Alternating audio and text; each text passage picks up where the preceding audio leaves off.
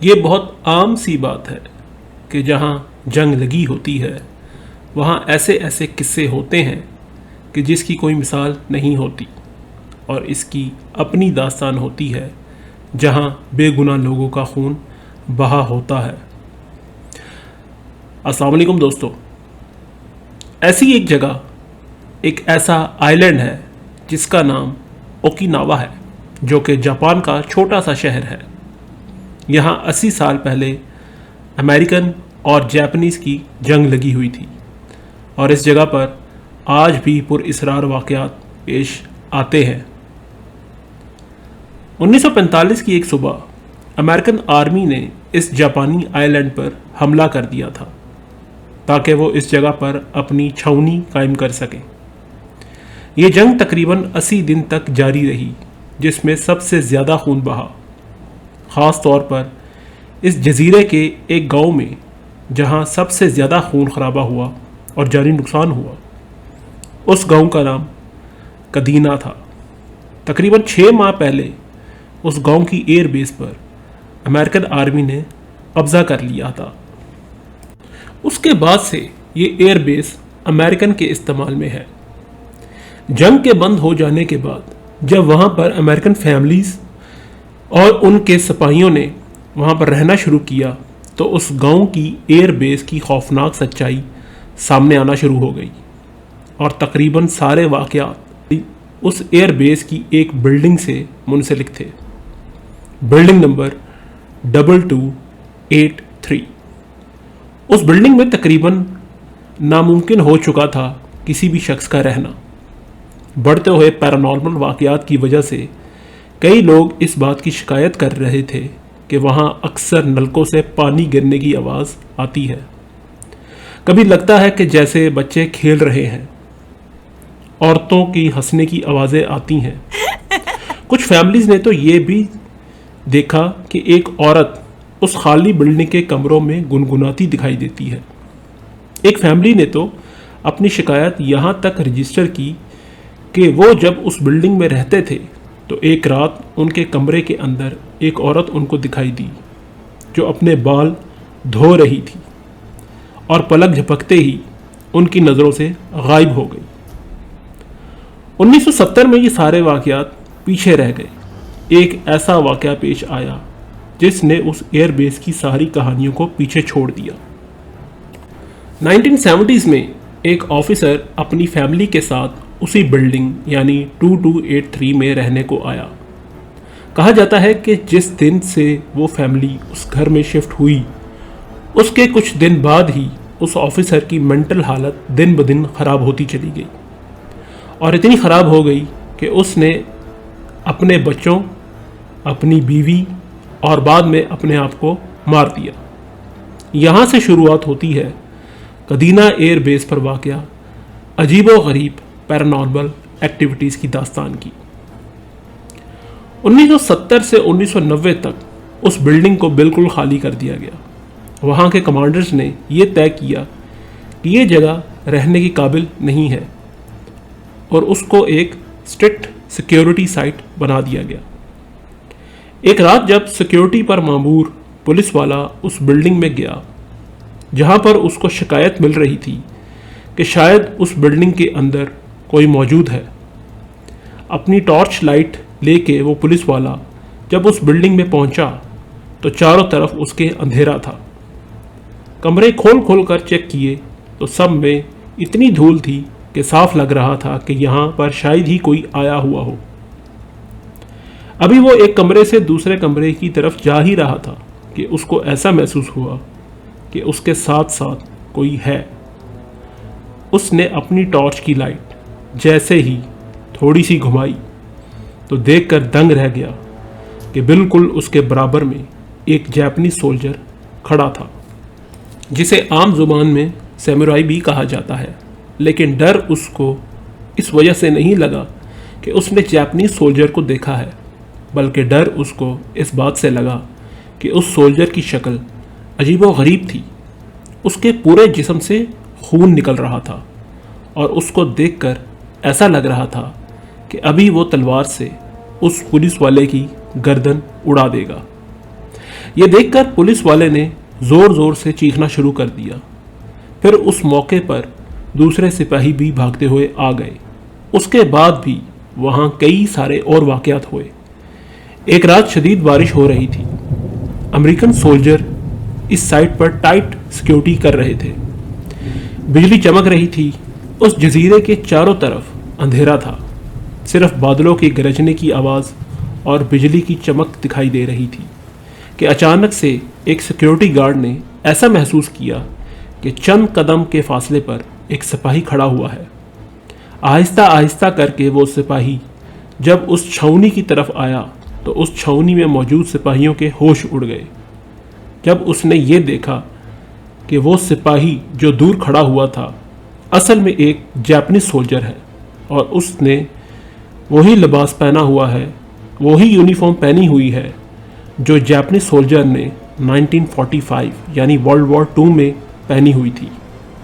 تقریباً اس Japanese soldier کی شبہات اسی مخلوق سے مل رہی تھی جو چند مہینوں پہلے پولیس نے اس گھر میں دیکھا تھا۔ اور دیکھتے ہی دیکھتے بجلی کی چمک کے ساتھ وہ سپاہی بھی غائب ہو گیا۔ اس کے بعد اس جگہ کو مکمل طور پر بند کر دیا گیا۔ 1990s میں یہاں تک کہ یہ فیصلہ بھی کیا گیا کہ اس جگہ کو توڑ دیا جائے۔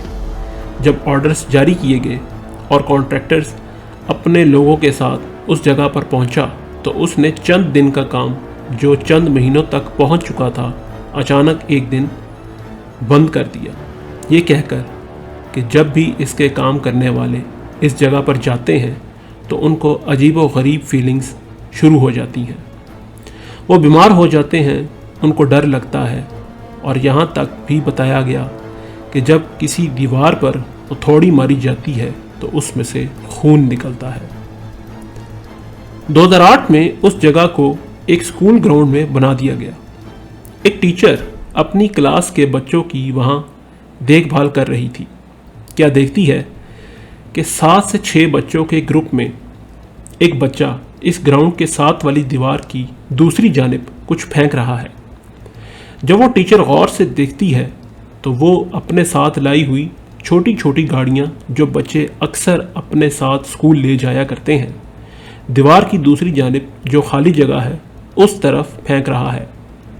ٹیچر فوراً اس بچے کے پاس جاتی ہے اور اس کو سمجھاتی ہے کہ تم جو اپنے ٹوائز اس جگہ پر پھینک رہے ہو وہ واپس نہیں ملیں گے، جس پر وہ بچہ عجیب سی مسکراہٹ کے ساتھ کہتا ہے کہ میں اپنی گاڑیاں ادھر پھینک نہیں رہا بلکہ اپنے دوستوں کو دے رہا ہوں۔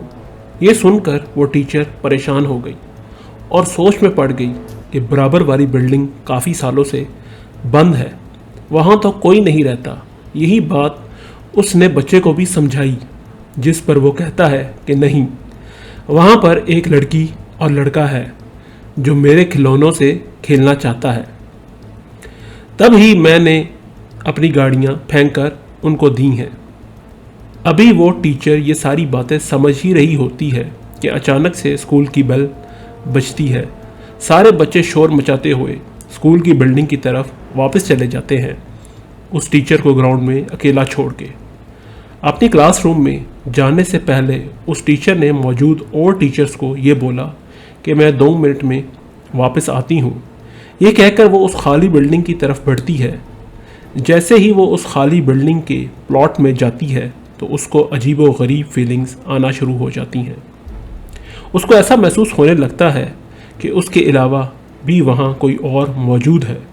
ابھی وہ کچھ قدم ہی آگے بڑھاتی ہے کہ اس کو اپنے پیچھے سے ایک لڑکی کی ہنسنے کی آواز آتی ہے۔ پلٹ کر دیکھتی ہے تو اس کے علاوہ اس 4 دیواری میں وہاں اور کوئی موجود نہیں ہوتا، اور ایسا بھی نہیں کہ کوئی چھپ کے اس کو تنگ کر رہا ہو، کیونکہ جس جگہ وہ کھڑی ہوتی ہے وہاں سے پوری بلڈنگ کا نظارہ صاف ہوتا ہے۔ کسی کے چھپنے کا تو جواز ہی پیدا نہیں ہوتا۔ اب وہ آہستہ آہستہ اس بلڈنگ کے مین ڈور تک جاتی ہے، جہاں پر وہ دیکھتی ہے کہ اس بچے نے جو کھلونے ہوا میں ایسے ہی پھینکے ہوئے تھے، ایک ترتیب کے ساتھ چند قدم کے فاصلے پر دائرہ نما شکل میں وہ گاڑیاں کھڑی ہوتی ہیں۔ یہ ممکن ہی نہیں ہے کہ ایک 6 سال کا بچہ دیوار کی دوسری جانب سے کوئی چیز پھینکے اور وہ اس طرح کی شکل بنا لے۔ ابھی وہ یہ سب کچھ دیکھ ہی رہی ہوتی ہے کہ اس کو اندازہ ہوتا ہے کہ اس کے ارد گرد کا ماحول بالکل خاموش ہو گیا ہے، یہاں تک کہ پاس والی روڈ سے گاڑیوں کی آوازیں بھی آنا بند ہو جاتی ہیں۔ ساتھ میں سکول ہے، بچے ہیں، ان کی آوازیں بھی نہیں آ رہی۔ خوف سے رونگٹے کھڑے ہو جاتے ہیں اس کے۔ ایک قدم آگے بڑھ رہی ہوتی ہے کہ اس کی نظر ان گاڑیوں کے دائرے نما ترتیب پر پڑتی ہے کہ اچانک سے ان میں سے ایک گاڑی خود بخود مڑتی ہے اور اس ٹیچر کے بالکل سامنے آ کے کھڑی ہو جاتی ہے۔ وہ ٹیچر یہ سارا منظر دیکھتے ہوئے زور سے چیختی ہے، چلاتی ہے اور بھاگتے ہوئے اپنے دفتر میں واپس آ جاتی ہے۔ اس کے بعد ان بچوں کے والدین بھی ان بچوں کا وہاں اس بلڈنگ میں جانا بند کر دیتے ہیں، کیونکہ ان کو بچوں کی شکایتیں ملتی ہیں کہ اس خالی پلاٹ میں سے ان کو کچھ بچے دکھائی دیتے ہیں جو کبھی ان کو اپنی طرف بلاتے ہیں اور ان کو بلڈنگ میں آنے کا اشارہ بھی کرتے ہیں۔ یہ وہی بلڈنگ تھی، بلڈنگ نمبر 2283۔ اس لیے کہا جاتا ہے کہ جنگ کا کبھی بھی اچھا اختتام نہیں ہوتا۔ شاید اسی وجہ سے جہاں جہاں جنگ ہوتی ہے وہاں ایسے سوالات پیش آتے ہیں کہ ان کے جوابات شاید کبھی بھی نہیں ملتے۔ آج بھی وہ بلڈنگ وہاں موجود ہے، آج بھی وہاں سے آوازیں آتی ہیں۔ اس بلڈنگ کی چھت پر کچھ سپاہی نما چیزیں نظر آتی ہیں اور رات میں عورتوں کے گنگنانے کی آواز بھی آتی ہے۔ یہ تھی کدینہ ایئر بیس کی ایک سچائی بھری کہانی۔ امید ہے آپ کو ہماری یہ کوشش پسند آئی ہوگی۔ چینل پہ نیو ہیں تو چینل کو ضرور سبسکرائب کریں، بیل نوٹیفیکیشن کو ضرور پریس کریں اور ویڈیو کو لائک کریں۔ اپنا بہت خیال رکھیں۔ میں آپ سے ملوں گا بہت جلد اگلی ویڈیو میں۔ تب تک کے لیے گڈ بائے۔